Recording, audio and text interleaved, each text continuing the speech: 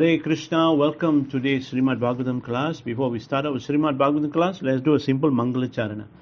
Om Namo Bhagavate Vasudevaya, Om Namo Bhagavate Vasudevaya, Om Namo Bhagavate Vasudevaya, Narayanam Namaskrityam Naram Chaim Narotamam Deving Saraswating Vyasam Tato Jayamudirayat Nastaparesha Avdareshu Nityam Bhagavata Sevaya Bhagavate Uttama Sloke Bhaktir Bhavati Naistikehi Om Jnana Timirandasya Jnana Jnana Salakaya Chaksuramalatanjana Tasmai Sri Guruve Namaha Nama Om Vishnupadaya Krishna Prasthaya Bhutale Srimate Japataka Swami Iti Namne Nama Acharyapadaya Nitai Kripapadayane Gorakatadam Dai Nirgram Tane Jai Sri Krishna Chaitanya Prabhu Nityananda Sri Advaita Gadadhar Sri Vasadi Gaura Bhakta Vrinda Hare Krishna Krishna Krishna Hare Hare Hare Rama Rama Rama Hare Hare.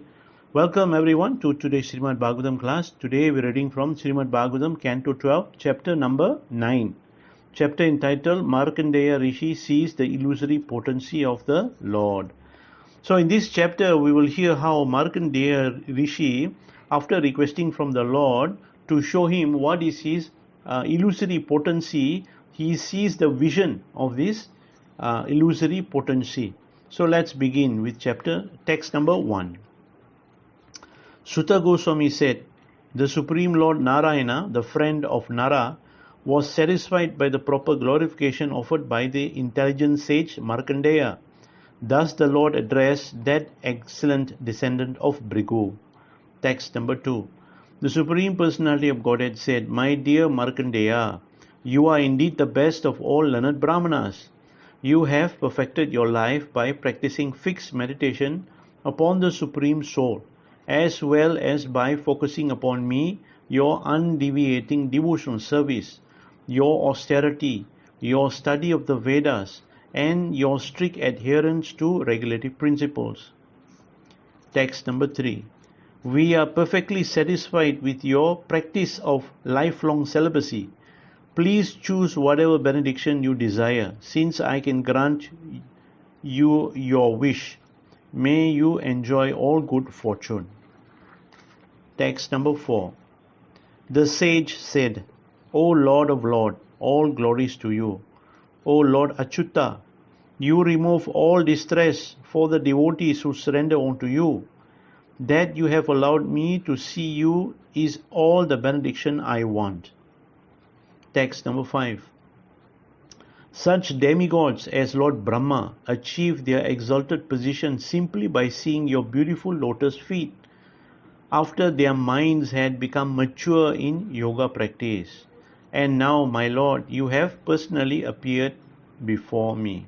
So this is a very interesting verse. Markandeya Rishi points out that exalted demigods like Lord Brahma achieve their position simply by glimpsing the Lord's lotus feet. And yet Markandeya Rishi was now able to see Lord Krishna's entire body. Thus he could not even imagine the extent of his good fortune. Text number 6.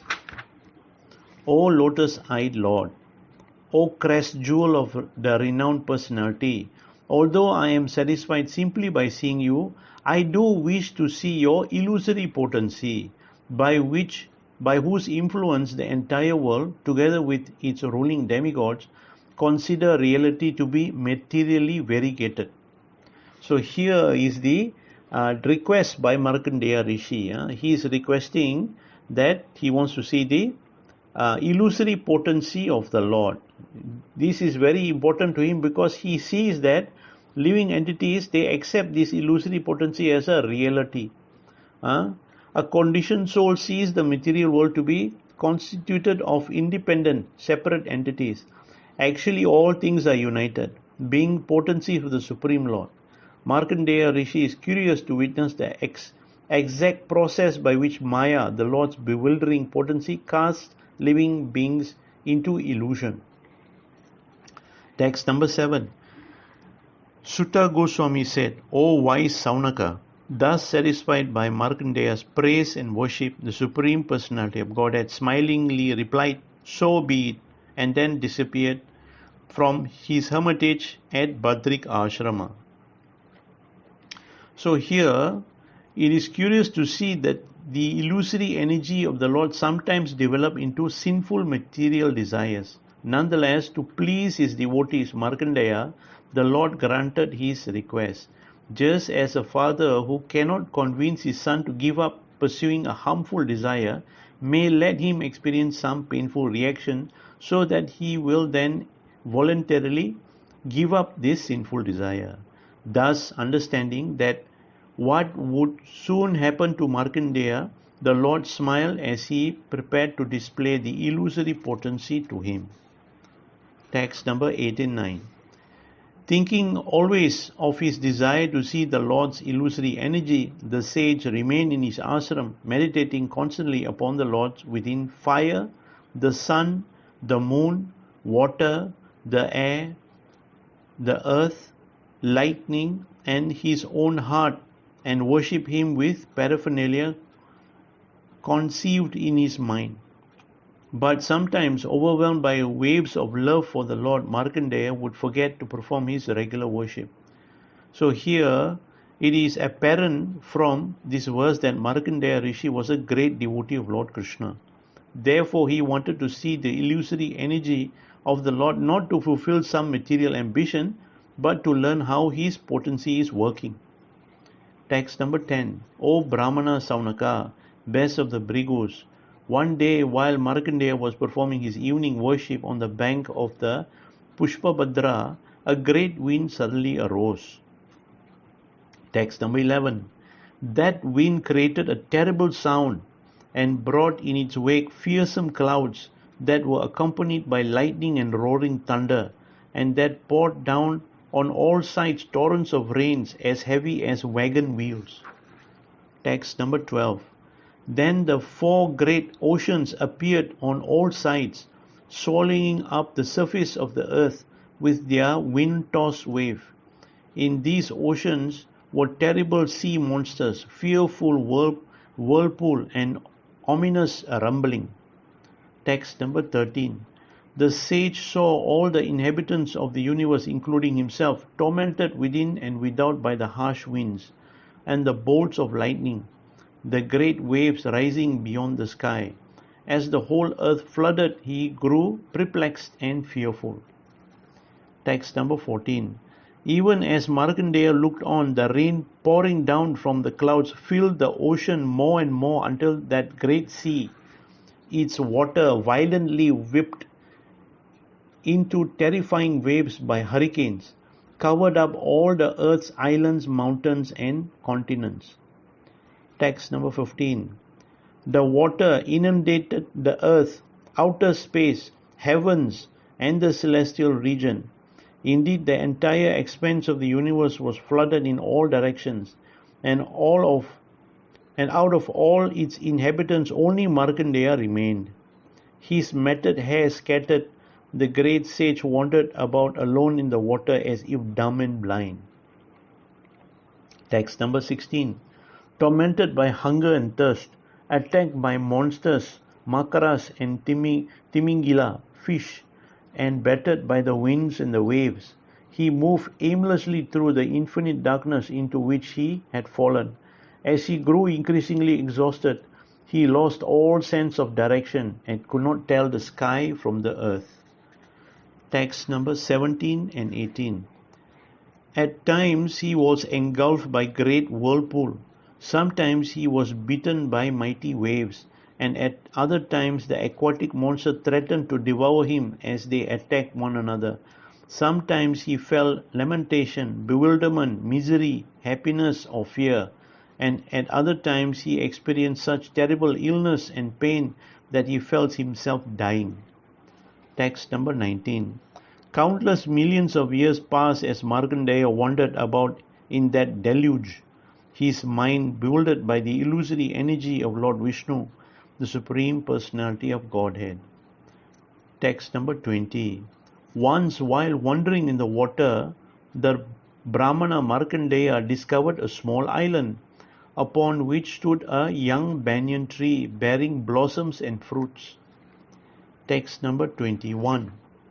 Upon a branch of the east portion of that tree, he saw an infant boy lying within a leaf. The child's effulgence was soaring up the darkness. Text number 22 to 25. The infant's dark blue complexion was the color of flawless emerald. His lotus face shone like a wealth of beauty, and his throat bore marks like the lines on a conch shell. He had a broad chest and a finely shaped nose, beautiful eyebrows, and lovely ears that resembled pomegranate flowers and that had inner folds like a conch shell spiral. The corners of his eyes were reddish like the whorl of a lotus, and the effulgence of his coral-like lips slightly reddened the nectarian enchanting smile on his face. As he breathes, his splendid hair trembles, and his deep navel becomes distorted by the moving folds of skin on his abdomen, which resembles a banyan leaf. The exalted Brahmana watched with amazement as the infant took hold of one of his lotus feet with his graceful fingers, placed the toe into his mouth and began to suck.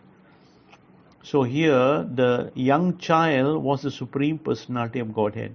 According to Srila Vishwanath Chakravarti Thakur, Lord Krishna wondered, so many people are hankering for the nectar of my lotus feet. Therefore, let me personally experience that nectar. Thus the Lord, playing like an ordinary baby, began to suck his toe. Text number 26. As Markandeya beheld the child, all his weariness vanished. Indeed, so great was his pleasure that the lotus of his heart, along with his lotus eyes, fully blossomed, and the hairs on his body stood on end. Confused as to the identity of the wonderful infant, the sage approached him. So here Markandeya wanted to ask the child about his identity and therefore approached the child. Text number 27. Just then the child inhaled, drawing Markandeya within his body like a mosquito. There the sage found the entire universe arrayed as it had been before its dissolution. Seeing this, Markandeya was most astonished and perplexed. Text number 28 to 29. The sage saw the entire universe, the sky, heaven and earth, the stars, mountains, oceans, great islands and continents, the expanse in every direction, the saintly and demoniac living beings, the forest, countries, rivers, cities and mines, the agricultural village and cow pastures, the occupational and spiritual activities of various social divisions. He also saw the basic elements of creation along with all their byproducts, as well as time itself, which regulates the progression of countless ages within the day of Brahma. In addition, he saw everything else created for use in material life. All this he saw manifested before him as if it were real. Text number 30. He saw before him the Himalayan mountains, the Pushpabhadra river, and his own hermitage, where he had the audience of the sage Nara-Narayana.